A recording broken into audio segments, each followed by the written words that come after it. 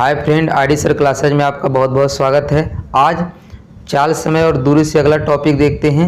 आज का टॉपिक होगा जब चाल या समय या दूरी अनुपात में दिए रहें तब किस तरह से क्वेश्चन को हल करते। आइए इसको हल करने से पहले कुछ पॉइंट जान लेते हैं। जैसे हम जानते हैं फार्मूला, चाल बराबर कितना होता है, दूरी बटे समय। चाल बराबर क्या होता है, दूरी बटे समय। अब देखो जो चाल और समय में अनुपात होता क्या होता है, व्युत्क्रम होता है, यानी उल्टा होता है। इसको हम ऐसे भी लिख सकते हैं, चाल इन्वर्सली प्रोपोर्शनल समय, या चाल जो होता है उस समय के क्या होता है, व्युत्क्रमानुपाती होता है। यानी व्युत्क्रम मतलब क्या होता है, उल्टा, यानी इन दोनों का जो संबंध होता है एक दूसरे क्या होता है, विपरीत होता है।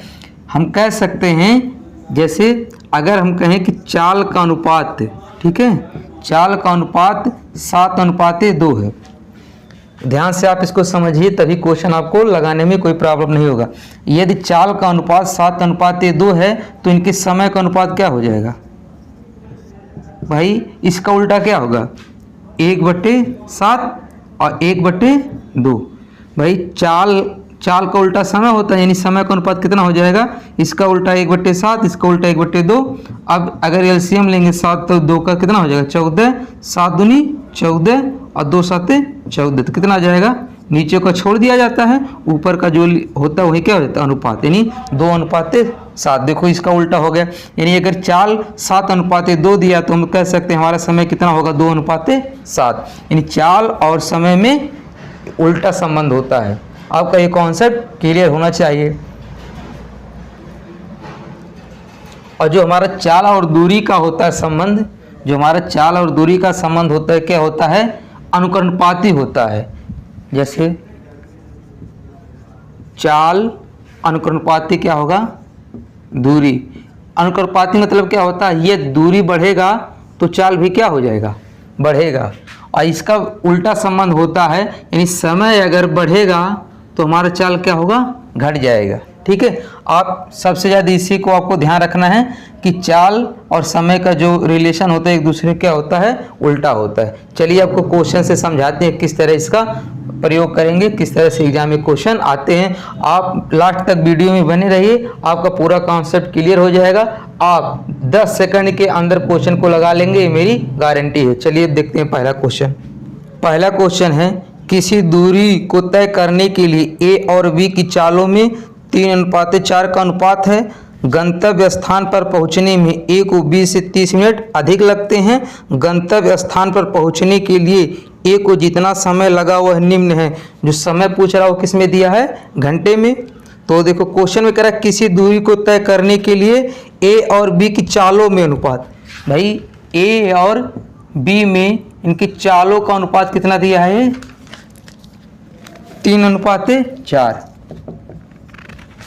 हम बताए हैं जो चाल और समय में कैसा रिलेशन होता है, उल्टा। अगर चाल का अनुपात 3:4 है तो समय का अनुपात क्या हो जाएगा, 4:3। समय कितना हो जाएगा, 4:3। अभी बताए हैं आपको, उल्टा हो जाता है।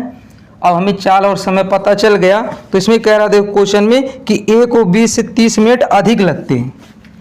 ए को 20 से 30 मिनट अधिक लगते हैं, यानी इनका समय का जो रेशियो, यही तो इनका जो समय का रेशियो का डिफरेंस है, यही तो 30 मिनट के बराबर है। भाई देखो इसको ए अनुपात बी, जो यानी ए का समय कितना है, 4 है, और बी का समय कितना है, 3, यानी इनका जो डिफरेंस वही तो 30 मिनट के बराबर है।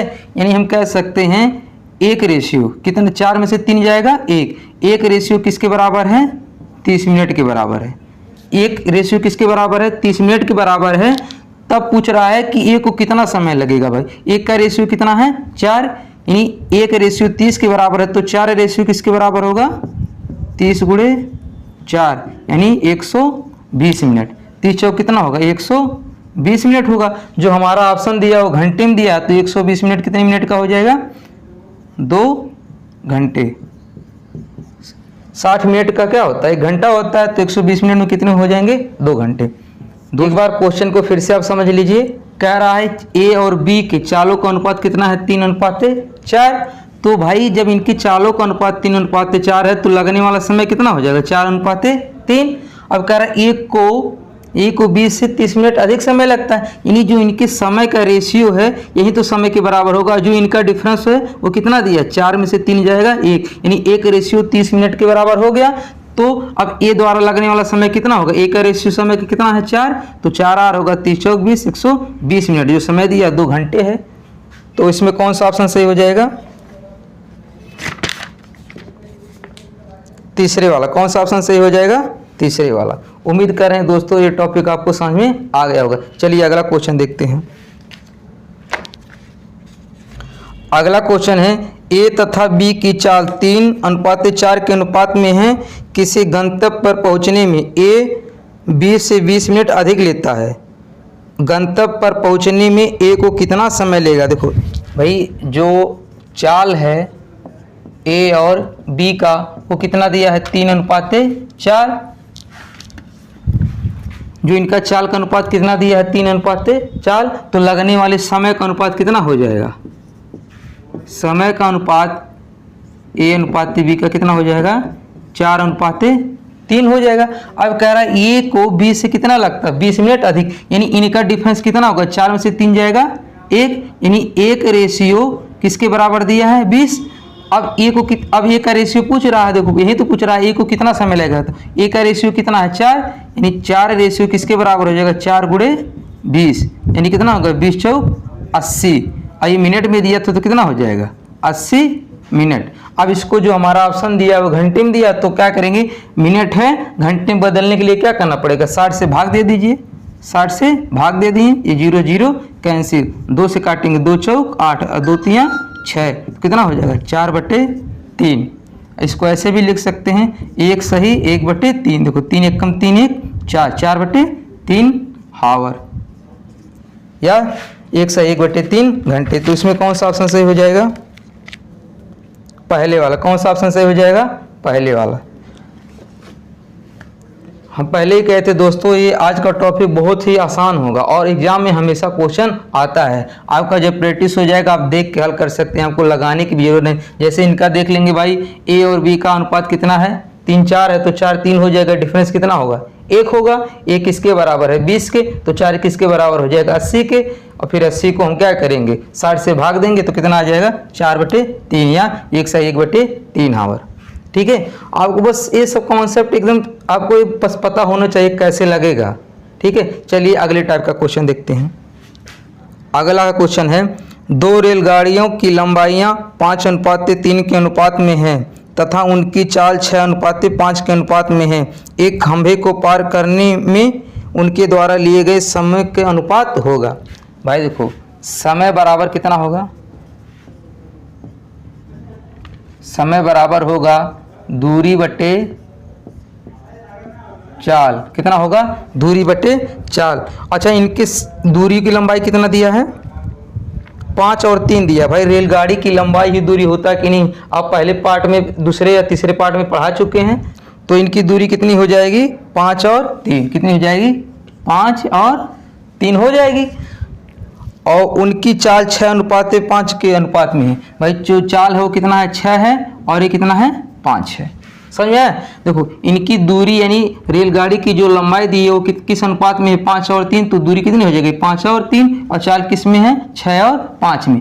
अब इसी को हम चेंज कर लेंगे सरल अनुपात में। तो सरल अनुपात में कैसे चेंज करें, 6 और 5 कैसे कितना हो जाएगा 30, तो 6 5 30, 5 का गुणा होगा कितना हो जाएगा 25, और 5 6 30, तो इसमें 6 का गुणा होगा 6 3 18, 6 3 18। अभी नीचे का नहीं लिया जाता, ऊपर कितना हो जाएगा 25:18। अगर कटने लायक रहता है तो काट दिया जाता, नहीं कटने लायक रहता तो कहीं क्या हो जाता, आंसर हो जाता है। तो कह रहा है एक खंभे को पार करने में उनके द्वारा लिए गए समयों का अनुपात होगा। तो समय का अनुपात कितना हो जाएगा 25:18। तो कौन सा ऑप्शन से हो जाएगा, तीसरे वाला। उम्मीद कर रहे हैं दोस्तों ये भी क्वेश्चन आपको समझ में आ गया होगा। फिर से एक बार इसको देख लेते हैं। देखो भाई जो उनकी ट्रेन की लंबाई या रेलगाड़ी की लंबाई थी वो कितनी थी 5:3। जो अब इसमें जो उनकी लंबाई होती है वही क्या हो जाती है, दूरी हो जाती है। यहाँ अनुपात लगा लो।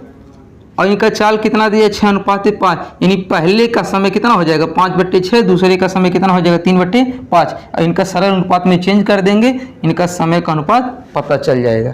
चलिए अगले टाइप का क्वेश्चन देखते हैं। अगला क्वेश्चन है, किसी वाहन द्वारा कोई दूरी किसी चाल से तय की जाती है, यदि इससे आधी दूरी एक अन्य वाहन द्वारा इससे दुगनी समय में तय की जाती तो इन दोनों वाहनों की चाल का अनुपात होगा। भाई देखो, इस क्वेश्चन में अलग अलग दूरी और अलग अलग चाल दिया, तो कैसे लगाएंगे हम जानते हैं। जो हमारा चाल होता है, चाल बराबर कितना होता है, दूरी बटे समय। कितना होता है चाल बराबर दूरी बटे समय। अब पहले के लिए चाल कितना हो जाएगा, कह रहा है यदि कोई वाहन द्वारा किसी दूरी किसी चाल से तय की जाती है। भाई मान लेते हैं x दूरी थी और ये t समय में चल रही थी, ठीक है। मान लेते हैं जो हमारी दूरी कितनी थी, x थी, और लगने वाला समय क्या था, t था। अगले केस यहाँ हमारा जो चाल हो कितना है, b1 है। अगले केस में कह रहा है यदि दूरी आधी कर दी जाए, ठीक है। देखो क्वेश्चन कह रहा है यदि इससे आधी दूरी एक अन्य वाहन द्वारा इससे दुगनी समय में। अब दूरी आधी कर दी जा रही तो कितनी हो जाएगी, x/2, और लगने वाला समय कितना कर दिया जा रहा है, 2 गुना। इसको और सिंपल कर लेते तो कितना हो जाएगा, x/, ये नीचे आ जाएगा 4t। अब इनका अनुपात पूछा था, यानी b1/b2 का मान कितना होगा, b1 का मान है x/t, और इधर कितना है x4t, और xt से xt कट जाएगा, बचेगा कितना 1/, देखो इधर 1 बचेगा, इधर 1/4 बचेगा, 1/4, और ये पलटेगा तो कितना हो जाएगा 4/4:1, यानी 4/1 बचेगा। इसको लिख सकते हैं 4/1। तो इन दोनों वाहनों की चालों का अनुपात होगा, यानी चालों का अनुपात कितना हो जाएगा, 4/1। तो इसमें कौन सा ऑप्शन सही हो जाएगा, चौथे वाला। कौन सा ऑप्शन सही हो जाएगा, चौथे वाला। एक बार इस क्वेश्चन को दोबारा समझ लेते हैं। देखो पहले केस में कह रहा है किसी दूरी को किसी चाल से तय किया जाता है। मान लेते हैं जो हमारा दूरी है x है और लगने वाला समय कितना है, t है, तब हमारा चाल कितना है, b1। अगले केस में कह रहा है जब दूरी को आधा कर दिया जाता है तो दूरी कितना हो जाएगा, x/2 हो जाएगा, और समय को 2 गुना कर दिया जा रहा है तो 2t हो जाएगा।